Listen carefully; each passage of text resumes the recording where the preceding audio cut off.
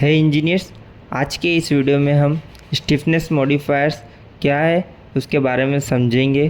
Code IS code इसे क्यों recommend करता है वो भी जानेंगे, और आईएस कोड्स के हिसाब से स्टिफनेस मॉडिफायर्स की वैल्यू क्या होनी चाहिए उसको भी समझेंगे। तो एक और नए वीडियो के साथ मैं संजय सिंह आप सभी का एक बार फिर से स्वागत करता हूँ आज के इस नए टॉपिक पर। Stiffness modifier is nothing but a parameter or factor value of sectional property which is used to adjust the stiffness of member to achieve desired behavior and performance of structure. That means stiffness modifier simply एक factored value है जिसका use हम members के sectional properties की stiffness को adjust करने के लिए करते हैं, जिससे हम एनालिसिस और डिज़ाइन में डिज़ायरेबल बिहेवियर और परफॉर्मेंस अचीव कर पाए स्ट्रक्चर की। तो सिंपली स्टिफनेस मॉडिफायर्स यह एक फैक्टर्ड वैल्यू है। स्ट्रक्चरल एनालिसिस एंड डिज़ाइन में हमें मेंबर की एक्चुअल स्टिफनेस कंसीडर करने की जगह उसकी रिलेटिव स्टिफनेस कंसीडर करनी पड़ती है एज पर आईएस कोड। जिसके लिए रिलेटिव स्टिफनेस कंसीडर करने के लिए हम स्टिफनेस मॉडिफायर्स का यूज़ करते हैं। रिलेटिव स्टिफनेस क्या होती है उसको जानने के लिए आप सिंपली गूगल पर सर्च कर ले कि stiffness modifiers by civil engineering web. You got a result in first step click on it. आपको यहाँ पे पहले ही रिजल्ट पर क्लिक करना है और यहाँ पे आपको हमारा ब्लॉग ओपन हो जाएगा, जहाँ पे आप simply as per IS 456 relative stiffness की डेफिनेशंस देख सकते हो। तो रिलेटिव स्टिफनेस की डेफिनेशंस आप वहाँ IS 456 के क्लोज में से जाकर समझ सकते हैं। Let's come to the point why IS code recommend the stiffness modifier in analysis and design of structure. Simply कहूँ तो कंक्रीट मेंबर जो है वो उसके डिज़ाइन लाइफ स्पान में कुछ समय के बाद क्रैक हो जाते हैं, यानी after sometimes concrete get cracked during its life of span.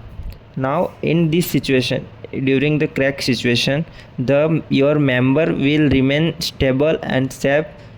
That's why the standards come to the point of stiffness modifier. इसलिए स्टैंडर्ड्स ने स्टिफनेस मॉडिफायर्स को लाया है ताकि इस क्रैक्ड कंडीशंस में हम जो हमारे मेंबर्स है वो स्टेबल और सेफ रह सके। नाउ द पॉइंट इज़ इस क्रैक्ड कंडीशंस में जो एक्चुअल मेंबर्स की एक्चुअल इफ़ेक्टिव स्टिफनेस होती है वो एक्चुअल ग्रॉस स्टिफनेस के कंपैरिजन में कम होती है। तो उसी स्टिफनेस को ओवरकम करने के लिए एनालिसिस के टाइम पे हम स्टिफनेस मॉडिफायर्स का यूज़ करते हैं, जिससे हम हमारे जो एनालिसिस एंड डिज़ाइन में क्रैक्ड बिहेवियर एंड परफॉर्मेंस को अचीव कर पाए। ओके तो इसलिए हम स्टिफनेस मॉडिफायर्स वैल्यू का उपयोग करते हैं, जो कि आईएस कोड ने रेकमेंड की है काफ़ी रिसर्च एंड डेवलपमेंट के बेसिस पर।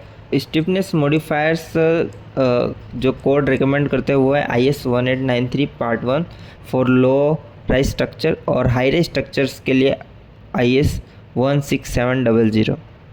IS 1893 पार्ट 1 में क्लॉज नंबर 6.4.3.1 में स्टिफनेस मॉडिफायर्स, यानी कि इन शॉर्ट अगर हम उसे इनर्शिया मॉडिफायर्स भी कह सकते हैं, वो रेकमेंड किए हुए हैं, जिसमें structural analysis the moment of inertia shall be taken as in RC and masonry structure 70% of I gross of column, यानी कि कॉलम के ग्रोस इनर्शिया का 70% हमें कंसिडर करना है।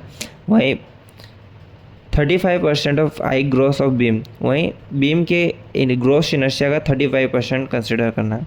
और in the case of steel structure I gross of both beam and columns are remain same.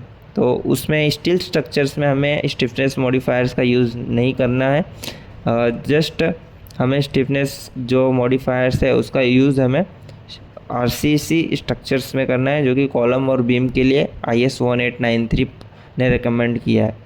वहीं अगर IS 16700 की रिकमेंडेशन देखें, जो कि टॉल बिल्डिंग्स के लिए स्टैंडर्ड है, उसके हिसाब से टेबल 6 में क्रैक्ड RC सेक्शंस के लिए स्टिफनेस मॉडिफायर्स की वैल्यूज़ दी हुई है। यहाँ पे स्लैब्स के लिए अनफैक्टर्ड लोडिंग कंडीशंस में जो एरिया का मॉडिफायर है वो 1 है और इनर्शिया का जो मॉडिफायर है वो 0.35 है। That means 35% of gross inertia. वहीं फैक्टर्ड कंडीशंस में जो इनर्शिया का मॉडिफायर्स है वो 25% ऑफ ग्रॉस इनर्शिया है, यानी कि हमें 0.25 ही लेना है स्टिफनेस मॉडिफायर्स में। वहीं बीम में अनफैक्टर्ड कंडीशंस में जो मोमेंट ऑफ इनर्शिया का मॉडिफायर है वो 0.7 ग्रॉस ऑफ इनर्शिया है। वहीं जो फैक्टर्ड कंडीशंस में मोमेंट ऑफ इनर्शिया का मॉडिफायर है वो 0.35, that means 35% of gross inertia है। कॉलम के लिए भी जो फैक्टर्ड लोडिंग कंडीशंस में अनफैक्टर्ड लोडिंग कंडीशंस में स्टिफनेस मॉडिफायर की वैल्यू है वो 0.9 Ig है। वहीं फैक्टर्ड लोडिंग कंडीशन में 0.7 Ig है। एंड सिमिलरली वॉल्स में भी जो अनफैक्टर्ड कंडीशंस में स्टिफनेस मॉडिफायर्स यानी मोमेंट ऑफ इनर्शिया का मॉडिफायर है वो 0.9 Ig है और फैक्टर्ड कंडीशंस में 0.7 Ig। तो ये थी रिकमेंडेशन स्टिफनेस मॉडिफायर्स की जो कि IS 1893 और IS 16700 के मुताबिक है। एट द एंड वीडियो के एंड में अगर मैं इस वीडियो को समराइज़ करूँ तो स्टिफनेस मॉडिफायर यह एक सिंपली फैक्टर्ड वैल्यू है जिसका उपयोग करके हम सेक्शंस के स्टिफनेस को एडजस्ट कर सकते हैं अपने डिज़ायरेबल रिज़ल्ट पाने के लिए, यानी स्ट्रक्चर के डिज़ायरेबल बिहेवियर को अचीव करने के लिए हम स्टिफनेस में जो एडजस्टमेंट करेंगे उस वैल्यू को हम स्टिफनेस मॉडिफायर्स कह सकते हैं। स्टिफनेस मॉडिफायर सिंपली मेंबर्स के क्रैक्ड कंडीशंस को ध्यान में रखकर किया जाता है। हम बिल्डिंग की डिज़ाइन में आरसीसी बिल्डिंग की डिज़ाइन में जो आरसीसी एलिमेंट्स होते हैं वो आफ्टर समटाइम्स गेट क्रैक्ड, यानी वो क्रैक्ड हो जाते हैं। तो उस समय पे हमारे जो मेंबर है वो स्टेबल और सेफ रहे, उस पॉइंट को ध्यान में रखकर हमें एनालिसिस और डिज़ाइन करना पड़ता है। तो उस टाइम पे जो एक्चुअल जो मेंबर्स की स्टिफनेस होगी, क्रैक्ड मेंबर की स्टिफनेस वो एक्चुअल स्टिफनेस से कम होगी। तो उस स्टिफनेस एक्चुअल स्टिफनेस और इफ़ेक्टिव स्टिफनेस के बीच का जो फैक्टर निकल के आएगा वो स्टिफनेस मॉडिफायर होगा, यानी हम उस स्टिफनेस को एडजस्ट करेंगे अपने मॉडल में, एनालिसिस मॉडल में, ताकि हम क्रैक्ड बिहेवियर कंसिडर कर पाए हमारे स्ट्रक्चर में। और क्रैक्ड जो वो वैल्यू है स्टिफनेस मॉडिफायर्स की वो IS 1893 और 16700 में रिकमेंड की हुई है as per Indian standard research. So I hope this video is very valuable for you, and in next video we are going to use the stiffness modifiers in ETABS। Means हम आने वाले video में ETABS में stiffness modifiers का use करके देखेंगे कि क्या रिज़ल्ट आता है और ETABS में किस तरह हम स्टिफनेस मॉडिफायर्स का यूज़ करेंगे।